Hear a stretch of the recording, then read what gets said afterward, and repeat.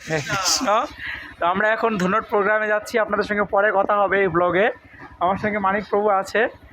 তো হরিবল, আমরা এখন যাচ্ছি। আমাদের যাওয়ার কথা ছিল হচ্ছে প্রাইভেট কারে, তো দুঃখজনক আমরা মোটর সাইকেলে যাচ্ছি। তো ভিডিওটি অবশ্যই দেখবেন। হরে কৃষ্ণ। প্রভুবার আমি হচ্ছে হুন্ডাতে যাচ্ছি। আমরা দেখতেই পাচ্ছেন আমরা এখন যাচ্ছি গাড়িতে চড়ে।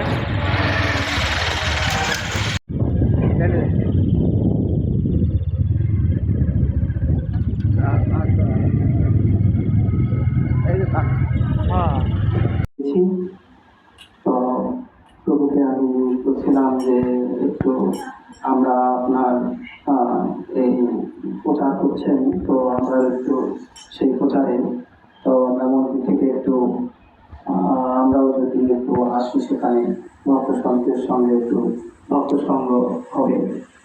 তো প্রভু বলেছে যে ঠিক আছে, একটা প্রোগ্রাম আছে বিকেলে, তো আপনি এই শ্রীমদ ভগবদ গীতার জ্ঞান তিনি প্রদান করেছিলেন।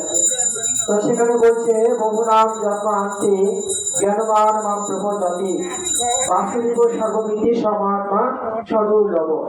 তো বহু বহু জন্মের পর একজন তত্ত্বজ্ঞ ব্যক্তি আমাকে জেনে আমার ভোজনা করে, এরকম মহাত্মা অত্যন্ত দুর্লভ।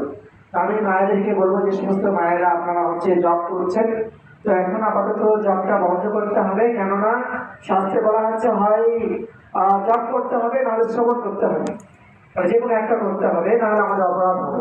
তো আপনারা একটু কৃপা করে, আমি অনেক দূর থেকে এসেছি, প্রায় 40 কিলোমিটার দূর থেকে।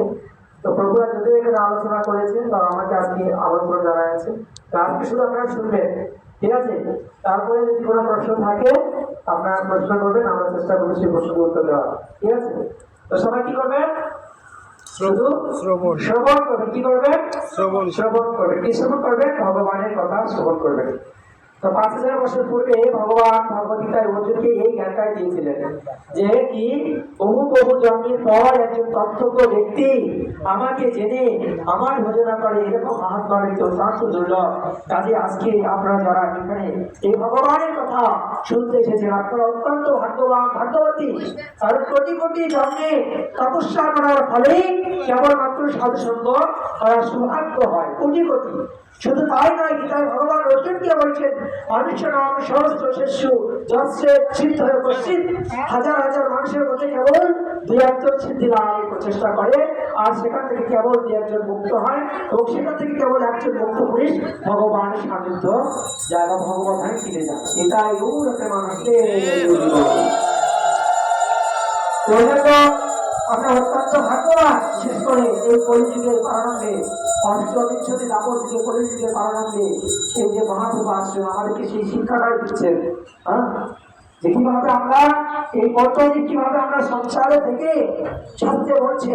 নামক বইয়ের মধ্যে আপনারা দেখেছেন, পড়েছেন, সেখানে ভক্তিবিনোদ ঠাকুর কিভাবে প্রচার করেছেন, এবং ছিল ভক্তি সিদ্ধান্ত ঠাকুর কিভাবে তিনি প্রচার করেছেন, কিভাবে প্রত্যেকটা গ্রাম, নগর, গ্রাম, শহর, সব জায়গায় তার যে সেনাপতি ভক্ত তাদেরকে আদেশ দিয়েছেন, শোনো শোনো নিত্যানন্দ, শোনো হরিদাস, সর্বত্র আমার একটা পরান্তকার, যার কাছে তাদের কৃষ্ণ উপদেশ আমার একটা গুরু করা হয়েছে। আমরা এইরকম সময় প্রচার